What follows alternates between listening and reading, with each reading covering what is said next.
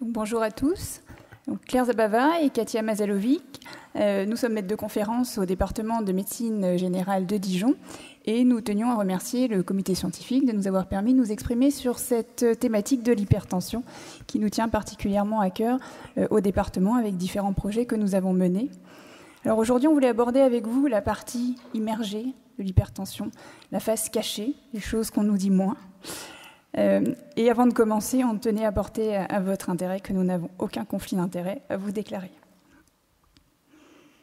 Alors, l'hypertension, on l'a vu, c'est un facteur de risque important, au point d'en faire une journée mondiale de l'hypertension. Alors, c'est le 17 mai tous les ans, pour ceux qui seraient intéressés. Et comme on peut le voir sur cette affiche, la World Hypertension League nous propose une injonction claire. Mesurez votre pression artérielle, il faut la contrôler et vous vivrez plus longtemps. Alors, à titre personnel, j'aimerais que les choses soient aussi simples parce que rien que la mesure en elle-même nous questionne depuis un moment. Alors, ce dont on est à peu près sûr, c'est qu'il faut mesurer la pression artérielle en dehors du cabinet. Alors, c'est d'ailleurs la recommandation officielle depuis quelques années. Mais là aussi, c'est plus complexe que ça ne peut paraître au premier regard. D'un côté, on a les automesures. Alors, on en a parler, c'est plus facilement disponible avec des appareils qui sont bien démocratisés. Alors, il y a l'implication du patient, effectivement, tout le monde n'en est pas forcément capable, mais ça pose aussi d'autres problèmes. Quelles automesures ? Les recommandations sont multiples, on a eu la règle des 3, les 2 mesures matin et soir pendant 7 jours. Quid en pratique des retours des patients ? Et moralité, ça finit souvent comme ça, et on aura de la chance si ça finit pas comme ça. Et puis, de l'autre côté, il y a la MAPA, cette mesure ambulatoire de la pression artérielle, qui est alors un peu plus technique, certes, un peu plus chère, surtout pour le médecin généraliste, parce que la cotation officielle pour la caisse de la CPAM est de précisément 0 €. J'ai vérifié. Et souvent, un peu plus complexe, moins confortable pour le patient, et aussi pour le médecin, parce qu'il y a une certaine logistique à gérer derrière.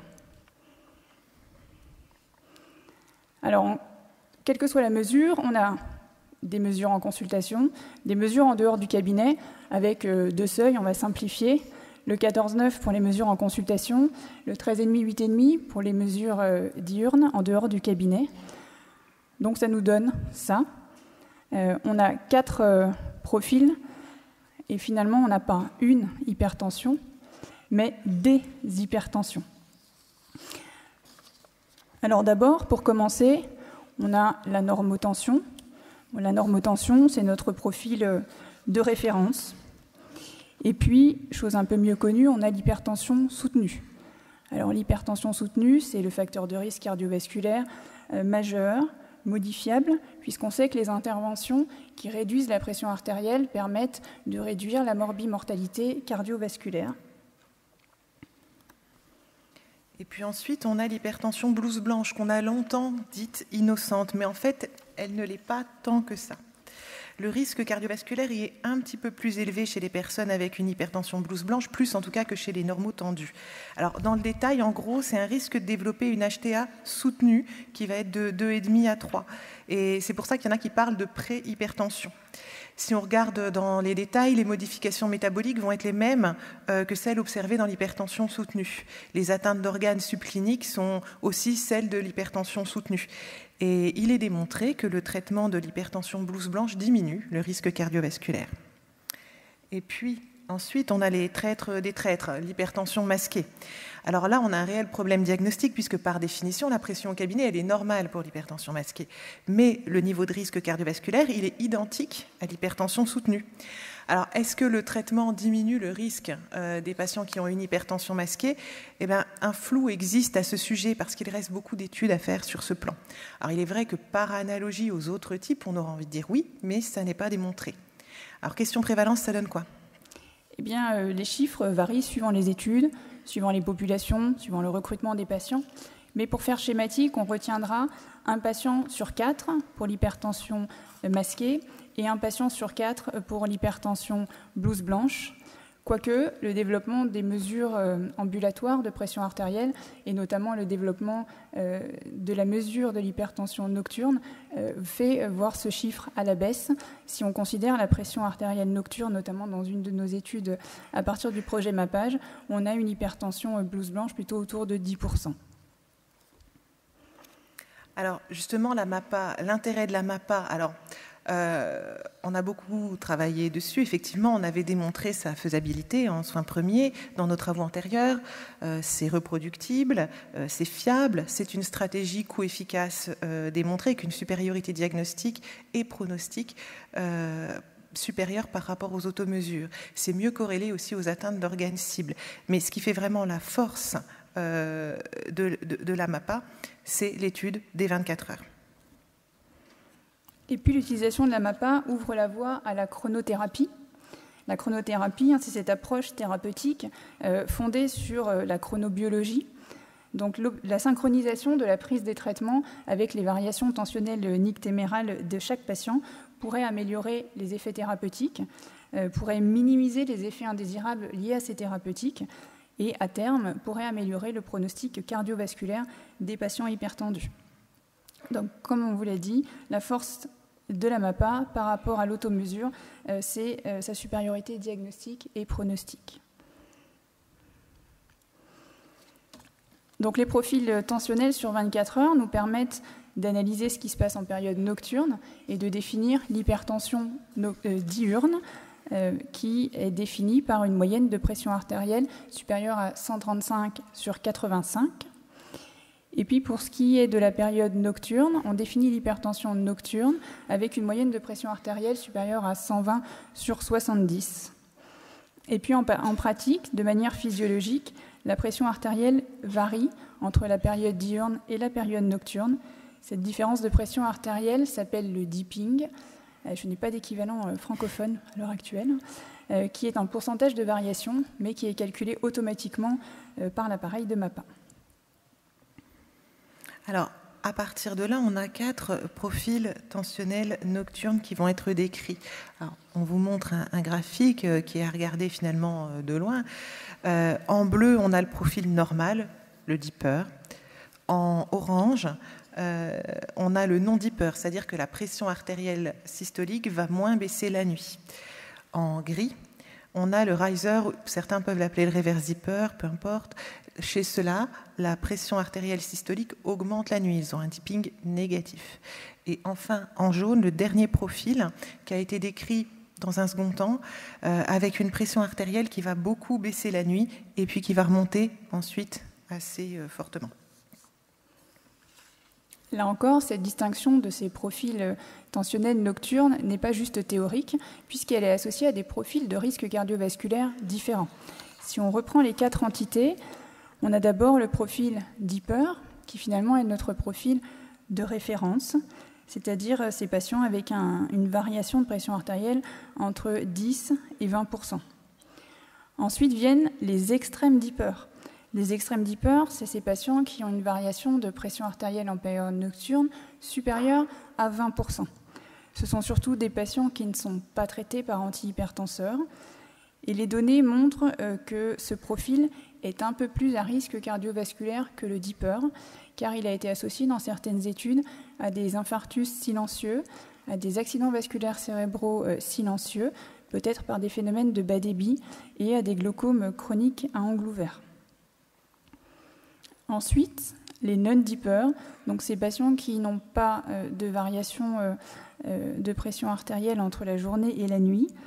Ce profil est un bon indicateur de morbimortalité cardiovasculaire. C'est un facteur de risque indépendant de morbimortalité cardiovasculaire et d'atteinte d'organes cibles cardiaques et extracardiaques. Il s'agit le plus souvent de patients traités par traitement antihypertenseur, et ce d'autant plus que le nombre de molécules augmente, et de patients diabétiques.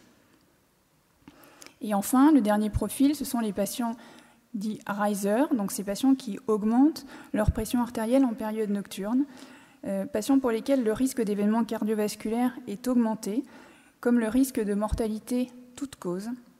Ce sont surtout des patients traités par plusieurs molécules antihypertensives, des patients diabétiques, âgés, souvent des hommes, et qui vont parfois être atteints d'autres pathologies comme les syndromes d'apnée du sommeil ou les maladies de Parkinson. Alors en termes de prévalence, pour retenir de manière schématique les choses, on a le dipper, le non-dipper, autour d'une 40%, les risers entre 6 et 20%, une fourchette assez large selon les études, et puis les extrêmes dippers entre 5 et 10%. Et puis il y a ce qu'on appelle l'hypertension nocturne. C'est si on regarde juste les moyennes de pression artérielle sur la nuit par rapport aux normes indiquées tout à l'heure, c'est l'HTA nocturne. Alors là, c'est un facteur de risque cardiovasculaire, pronostic indépendant de mortalité cardiovasculaire et aussi non cardiovasculaire, indépendamment de la pression artérielle diurne. Et d'après des études de bonne qualité, chaque augmentation de la pression artérielle systolique de 10 mm en nocturne augmente la mortalité et la morbidité de 15% chez les hypertendus et même en population générale. Alors l'HTA nocturne prédit mieux l'atteinte des organes cibles et le risque cardiovasculaire que la pression artérielle diurne. Et ce qui est important, c'est que ce facteur de risque est modifiable. La baisse de la pression artérielle nocturne réduit le risque cardiovasculaire. C'est démontré, il y a plusieurs études. Alors, je pourrais en citer deux, par exemple. La prise vespérale d'un traitement était associée à une réduction significative du risque de survenue d'événements cardiovasculaires. Et d'autres études ont montré que chaque diminution de 5% de la pression artérielle nocturne était associée à une diminution de 20% du risque cardiovasculaire. Donc l'HTA nocturne, c'est quelque chose qui est fréquent, 40 à 70% des patients hypertendus. Et dans une étude que nous avons menée sur les patients qui présentent une pression artérielle élevée en consultation, qu'ils soient connus ou non connus, traités ou non traités, 77% des patients présentaient une hypertension nocturne en MAPA. Et on retrouve aussi 10% de patients qui présentent une hypertension nocturne isolée. Donc cette hypertension nocturne, ce n'est pas un épiphénomène. Et d'après les études, ce sont surtout des hommes, surtout des fumeurs actifs et des patients qui, d'après ma page, présentent plutôt une pression artérielle diastolique élevée en consultation. Alors, la MAPA, c'est pour qui ? Pour tous, à chaque fois que la question se pose, à foison. Oui, mais si on n'a pas le luxe d'avoir une MAPA à disposition, comment on fait ? Eh bien, l'HTA masquée, elle est surtout associée au sexe masculin, à un indice de masse corporelle haut, à une consommation d'alcool, de tabac, au stress. L'hypertension nocturne a surtout été associée au tabagisme actif, au sexe masculin, à une pression artérielle diastolique élevée en consultation. Et puis, les dipping à risque, ils sont plutôt associés à l'âge, à un IMCO, au diabète. Mais en gros, tout ça, tous les facteurs là, qu'on annonce associés aux différents types d'hypertension, finalement, ils varient selon les études, les recrutements, etc. Donc, finalement, rien n'est très, très clair. Donc, pour tous. Ouais, pour tous. La MAPA accessible à tous. Voilà. Nous sommes formels. Alors non, plus sérieusement, ce qui est important, c'est de tenir compte du risque cardiovasculaire global. En fait, ce que j'aimerais qu'on puisse retenir, c'est que même avec une pression artérielle normale au cabinet, on peut avoir un profil à risque. Donc, il faut être méfiant, rechercher une hypertension masquée dès que le risque commence à augmenter chez un patient donné, et aussi militer pour la MAPA à disposition de chaque médecin généraliste d'une façon ou d'une autre. Ces choses étant dites, il faut quand même s'interroger et préciser la question du score cardiovasculaire à utiliser, puisque c'est une question épineuse et délicate. Quel score cardiovasculaire utiliser pour évaluer le risque cardiovasculaire global de nos patients ? Plusieurs scores existent, bien entendu, et la plupart des scores prennent en compte, dans leur calcul de risque, la pression artérielle en consultation, dont on sait bien, et on a démontré qu'elle était à l'origine d'un tiers d'erreur par excès ou par défaut dans ces mesures. Bref, il faut faire évoluer tout ça, et ce dont on est certain, c'est qu'il faut mesurer la pression artérielle en dehors du cabinet médical, et si possible, en MAPA. Alors les généralistes que nous sommes ne sont pas des hypertensiologues, mais on sait voir la globalité, les facteurs de risque évidents, le tabac, les LDL, mais aussi les moins évidents, les stress, qu'ils soient professionnels ou conjugals, les problèmes sociaux aussi, on sait les voir. La MAPA, ça nous permet de voir un autre facteur de risque cardiovasculaire sur lequel l'action est possible, contrairement à certains autres que je vous ai cités. Donc l'importance de la globalité, c'est ça. Par exemple, mon patient qui est à 50 ans, qui est fumeur et qui est dans une situation sociale délicate, stressante, il a beau avoir un LDL, une glycémie normale, peut-être que de rechercher et de prendre en charge une hypertension nocturne, ça serait la seule intervention possible et pertinente. Et pour ça, c'est comme tout. Il faut du temps, il faut des moyens, il faut des recommandations claires, et ça manque un petit peu. Nous vous remercions de votre attention. Merci.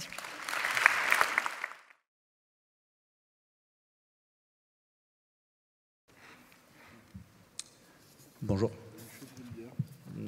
Déjà, merci pour votre présentation. Je ne suis pas sûr d'avoir bien compris par rapport aux hypertensions blouse blanche, si ces derniers représentaient 10 à 25% des hypertensions globalement, ou si ça faisait référence à une autre proportion de patients. Et deuxièmement, vous soulignez que l'hypertension blouse blanche est un facteur de risque cardiovasculaire à part entière, si j'ai bien suivi. À ce compte-là, existe-t-il des recommandations pour traiter cette hypertension blouse blanche qui, moi j'avais retenu, était plutôt une fausse hypertension? Merci. Tu veux répondre ou... Tu veux commencer ou tu veux que je fasse? Alors, merci pour la question. Sur l'hypertension blouse blanche, donc c'est 10 à 20% des patients qui présentent 10 à 30% des patients qui présentent une pression artérielle élevée au cabinet. Donc ce chiffre était revu à la baisse parce que quand on disait 20 à 30% dans les études, c'est souvent des études qui reposent sur l'automesure tensionnelle, donc avec des mesures qui sont comparées aux mesures diurnes. Et l'apport de la MAPA, qui nous apporte le détail sur des profils nocturnes, fait réduire cette prévalence de l'hypertension blouse blanche, puisqu'en considérant l'hypertension nocturne, on passe plutôt autour de 10-12%. Comme on l'a vu, il y a une dizaine de pourcents de patients qui ont une hypertension nocturne isolée. Et puis la deuxième partie de la question, ça concernait les traitements de l'hypertension blouse blanche.